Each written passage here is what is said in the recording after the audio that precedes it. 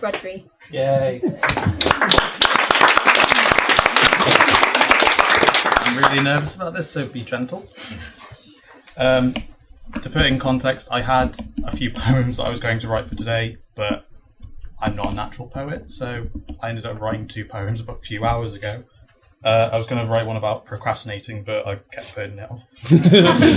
So instead, I wrote this one. I found the problem with my previous poems was that I was trying too hard to rhyme. So this one's called Writer's Block, or How I Learned to Stop Rhyming and Write This Poem. I have an idea, something I can write, can say, something I can say, something I want to say, want to write. I can picture the words, see them forming sentences and verses. I put pen to the paper, but the pen won't write. Why won't it write?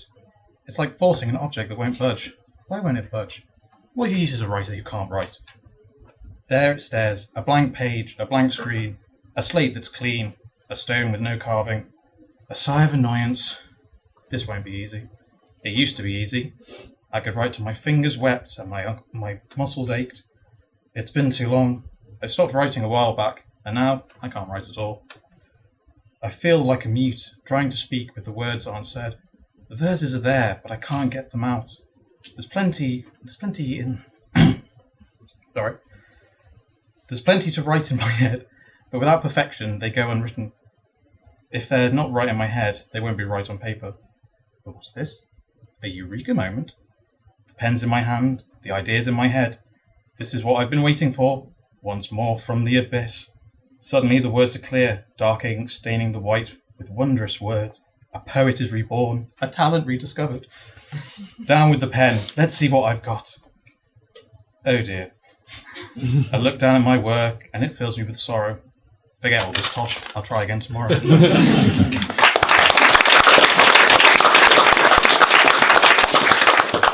This I also wrote a few hours ago.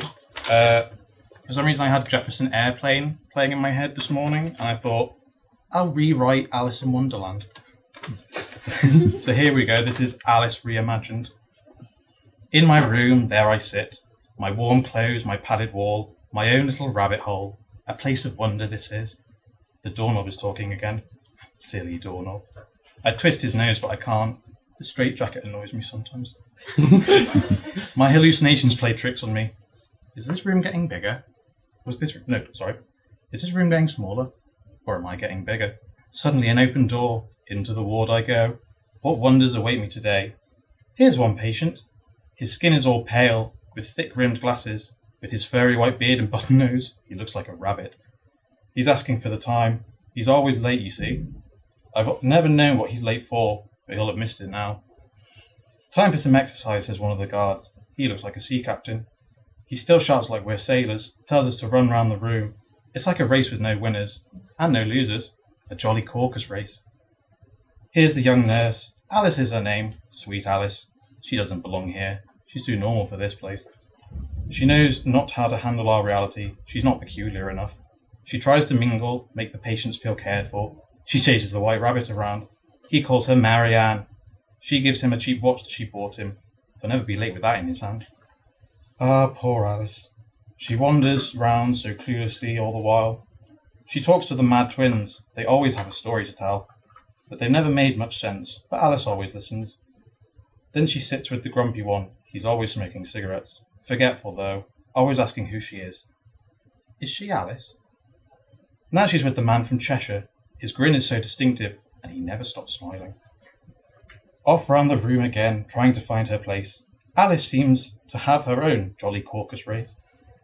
Finally, she's sitting with the old man and another man. Mad as hatters and March hares they are. Must be an unbirthday. She takes a plastic cup and saucer and pretends they're drinking tea. The two men always have tea for time, or time for tea. And riddles are another thing. Why is a raven like a writing desk? Then comes marching down the hallway the head nurse. She looks like an angry queen, red-faced and all. She'd chop off your head just for looking. She doesn't like Alice, because everyone likes Alice. The Queen of Hearts demands we all behave, but everyone's mad around here, so that's not an easy task. She'd chase poor Alice away if she could. It's a merry wonderland, and Alice is asleep.